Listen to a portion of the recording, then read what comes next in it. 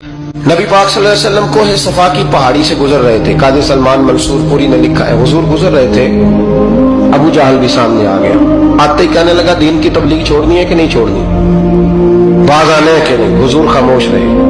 फिर उसने कहा, आप बदल सकते हैं कि नहीं। हुजूर खामोश रहे। 6 बार कहा, 4 बार कहा, फिर माज़अल्लाह सुम्मा माज़अल्लाह।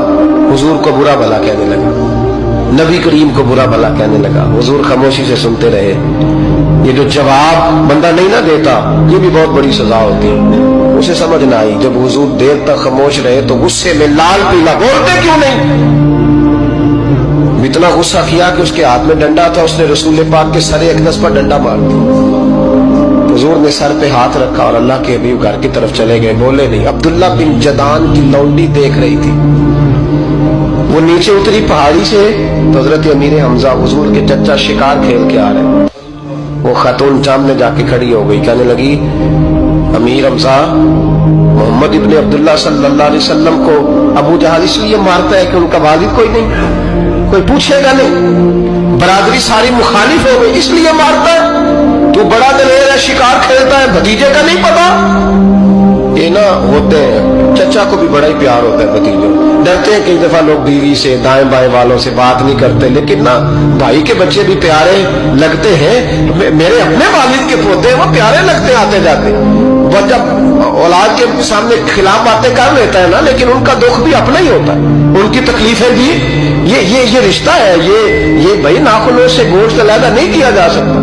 ये अल्लाह के बनाए हुए रिश्ते, ये प्यारे लगती है, अपने बाप की नस्ल ये अच्छी लगती है। उस दर्द के साथ, ज़ौक़ के साथ हजरत अमीर हमजा ने शिकार वहीं फेंका, डंडा उठाया और इस जज्बे से उठाया कि दरख्त पे हाथ डाला, यूं करके डंडा तोड़ा।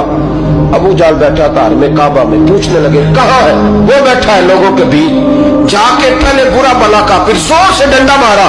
तेरी जुर्रत कैसे हुई मेरे भतीजे को हाथ लगाने, ताकत कैसे हुई तूने मेरे भतीजे को मारा? तो जुर्रत करना मैं देखता हूं तू कैसे आज के बाद ये हरकत करता है।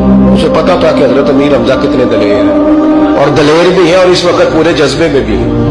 उसने जुर्रत नहीं की हिलने की भी, चुप रहा। हजरत अमीर हमजा रज़ी अल्लाह तआला अन्हु सैयदा खदीजतुल कुबरा के घर आए। अम्मा जी हुजूर को पट्टी कर रही थी इतनी देर। नबी करीम ने चच्चे को आते देखा ना, ये बड़े जख्म बड़ी जल्दी ताजे होते हैं। उठ के खड़े हुए। जब हुजूर ने उनके कंधे पे अपना सर अक़दस रखा तो रोने लगे महबूब करीम। हजरत अमीर हमजा भी रोए। नबी करीम अलैहिस्सलातु वस्सलाम के आंसू पोंछ के कहने लगे, खुश हो जाए, अब रोने की कोई जरूरत नहीं, मैंने बड़ा सख्त बदला लिया, अब राजी हो जाए, जरूरत नहीं करेगा आइंदा, मैं सर फोड़ आया हूं डंडे के साथ। जब ये कहा तो अल्लाह के हबीब ने सर उठा लिया, आंसू पोंछ के फरमाया, चाचा मैं नहीं ऐसे खुश होता। कब दीदी आप कैसे खुश होते हैं? फरमाया, मेरे दीन का कलमा पढ़ जाओ, मैं खुश हो जाऊंगा।